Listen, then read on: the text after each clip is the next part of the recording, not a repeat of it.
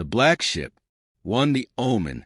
The village of Grimsby clung to the rocky shore like a barnacle, its people bound to the whims of the sea. The ocean was their lifeblood and their executioner, offering bountiful fish one day and swallowing men whole the next. The villagers had learned to respect its moods, to read the whisper of the waves and the murmurs of the wind. But no warning had ever prepared them for the night the black ship came. The sky was bruised with the remnants of a dying sun, streaks of crimson and violet smearing across the horizon.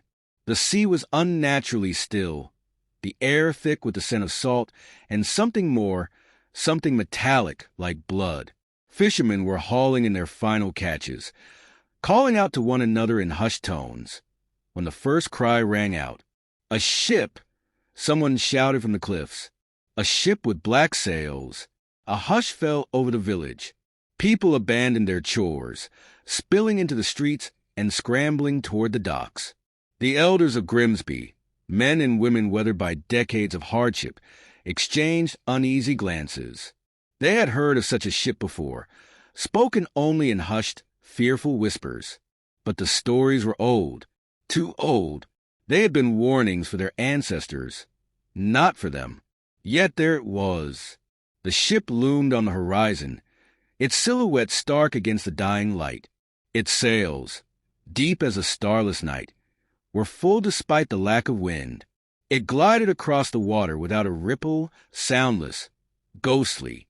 "No crew?" Elias Vane muttered under his breath, standing at the edge of the pier. He was a smuggler by trade, a man who saw opportunity where others saw danger. He had cheated fate more times than he could count, and fear was a stranger to him. But as he watched the black ship approach, unease coiled in his gut. Beside him, old Marla the village seer muttered a prayer and spat into the sea. "The sea has come to collect," she whispered. "It always does." As the black ship drew closer, the air grew thick with silence. No birds cried. No waves lapped against its hull. A lantern swung at the bow, casting an eerie glow across the deck. No figures moved in the dim light. It was as though the ship itself was watching. Then, without sound or command, the black ship stopped just beyond the pier. The villagers watched, breath caught in their throats.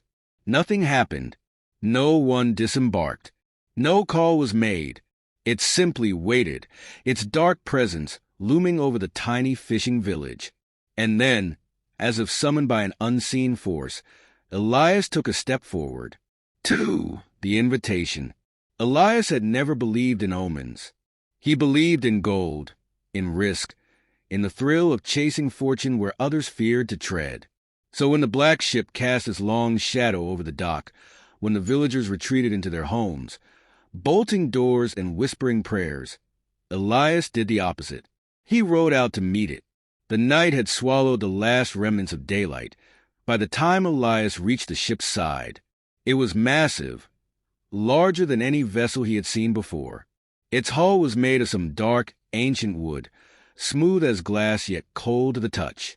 A single lantern swung at the bow, casting eerie patterns on the water. A figure stood at the top of the gangway, tall and unmoving. The man was wrapped in a long black coat, the high collar obscuring his face. When he finally spoke, his voice was deep, rolling like distant thunder. "Who comes?" "Elias Vane," he answered, gripping the rope ladder and climbing aboard. "Who asks?" The man tilted his head slightly, as if considering. "A captain in need of a crew." The deck was empty save for the captain and the lantern that burned without oil or wick. No crew, no sound but the lapping of water against the hull. The ship had an air of waiting, of expectancy. The captain reached into his coat and produced a silver coin, its surface inscribed with strange symbols. He held it out. "Sail with us," he said. "Claim a fortune beyond reckoning." Elias stared at the coin, at the way it seemed to pulse with an inner light. The air around him thickened, his breath coming shallow. Everything in him screamed to run, to dive back into the water and never look back. Instead, he took the coin. 3, the price. At first, The voyage was uneventful. The ship moved as if possessed, cutting through the sea without wind or wave.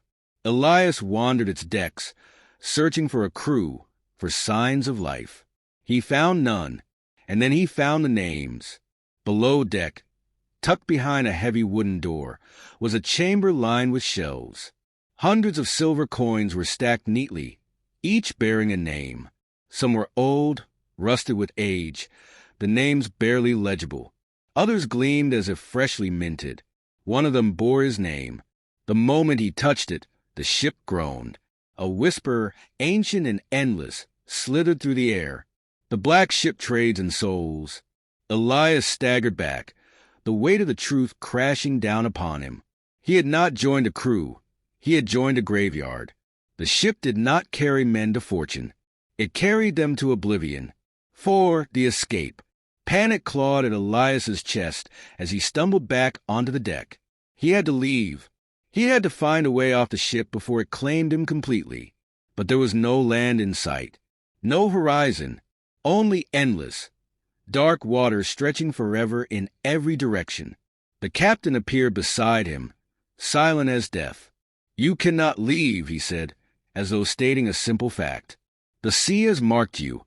Elias reached for the coin in his pocket, but it burned his fingers, searing into his flesh. The ship shuddered beneath him, its timbers creaking like the groans of the damned. "There is only one way to be free," the captain murmured. "Find another to take your place." 5. The legend continues. Morning broke over the village of Ravenshore, the waves lapping gently against the docks. Fishermen prepared for the day, mending nets and exchanging stories of the night storm. And then, from the mist, it appeared, a black ship, silent, still, its sails full though no wind stirred. On the deck stood a lone figure, a man whose face was half-shadowed, his coat long and dark. In his hand he held a silver coin, its markings ancient and unknowable. "Sail with us," he called down to the village. "Claim a fortune beyond reckoning." And so the cycle continued.